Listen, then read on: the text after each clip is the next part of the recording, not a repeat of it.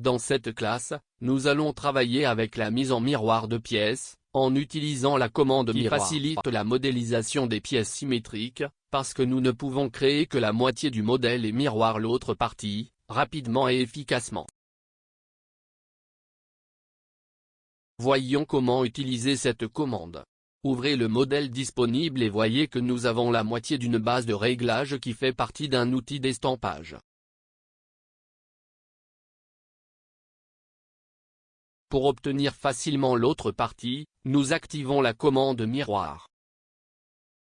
Notez que nous pouvons faire la mise en miroir des entités solides, des faces et des corps, en utilisant des faces plates ou des plans de référence comme référence de mise en miroir.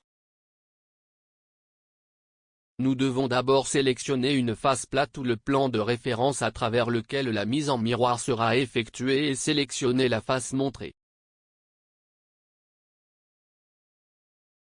Ensuite, en fonction du type d'élément que nous voulons miroir, nous devons activer la case appropriée pour la sélection. Dans notre cas, voir qu'avec l'option fonctionnalité nous devons sélectionner une par une les caractéristiques du modèle et ne sont pas toutes possibles de miroir.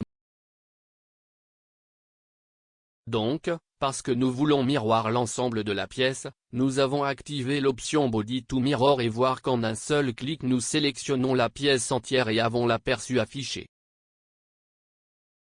Enfin, nous avons quelques options.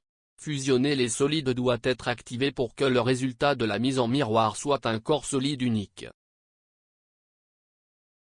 Ni surface doit être activée de sorte que les surfaces contenant de la tangence les unes aux autres soient jointes dans la mise en miroir, formant une seule surface.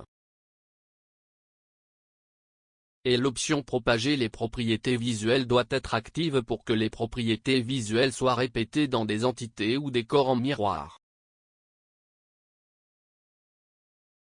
Nous confirmons la commande et observons le résultat, nous n'avons qu'un seul solide et toutes les caractéristiques ont été répétées correctement à travers la face de référence.